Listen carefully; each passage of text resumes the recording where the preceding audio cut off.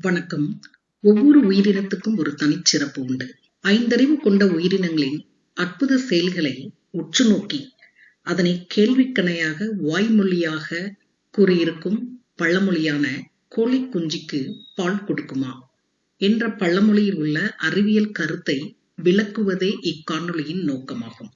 மனித இனமானது மற்ற இனங்களான நீர்வாழ்வன, நீர்நில வாழ்வன, ஊர்வன, பரப்பன போன்ற இனங்களிலிருந்து தனித்து நின்று சிறப்பு வாய்ந்த இனமாக கருதப்படுவதற்கு காரணம் என்னவென்றால், அவற்றின் தாய்மை பண்பிற்கு காரணமாயிருக்கும் பால் சுரப்பிகளை பெற்றிருத்தலே ஆகும். அப்படி என்றால் நம்முடைய முன்னோர்களிடமிருந்து ஏன் இந்த கேள்விக்கணைகள்? பறவை இனங்களில் எந்த பறவையும் தன்னுடைய குஞ்சுகளுக்கு பால் கொடுப்பதில்லை. ஏனெனில் இவைகளுக்கு பால் சுரப்பிகள் கிடையாது.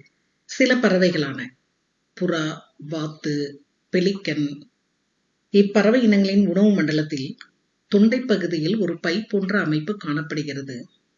இவை தானியங்களை தற்காலிகமாக சேமித்து வைக்க பயன்படுகிறது.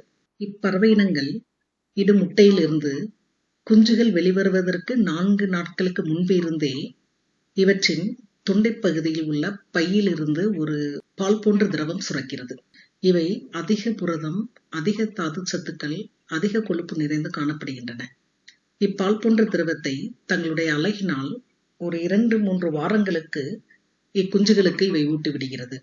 இவ்வாறு பால் போன்ற திரவத்தை பலரும் குஞ்சுகளுக்கு தங்கள் அலகினால் ஊட்டி விடுவதை கண்டிருந்த நம்முடைய முன்னோர்கள் கோழி இனமும் பறவை இனம்தானே என்று நினைத்ததன் விளைவாக இந்த கேள்விக்கணைகள் எழுந்திருக்க அதிக வாய்ப்புள்ளது. ஏனெனில் கோழிகளுக்கும் புறாவை போல் தொண்டை பகுதியில் ஒரு பை போன்ற அமைப்பு காணப்படுகிறது. இவை தற்காலிகமாக தானியங்களை சேமித்து வைக்க மட்டுமே பயன்படுகிறது. இவற்றின் தொண்டை பகுதியில் புறாவை போல் எந்த திரவத்தையும் சுரக்காது. கோழிகள் புறாவினை போல் அல்லாமல் தாங்கள் இட்ட முட்டைகளில் இருந்து குஞ்சுகள் வெளிவருவதற்கு தேவையான வெப்பத்தை கொடுத்து அவற்றை அடைகாக்குமே தவிர புறாவை போல் எந்த உதவியையும் செய்யாது. நன்றி. Thank you for watching this video. Thank you.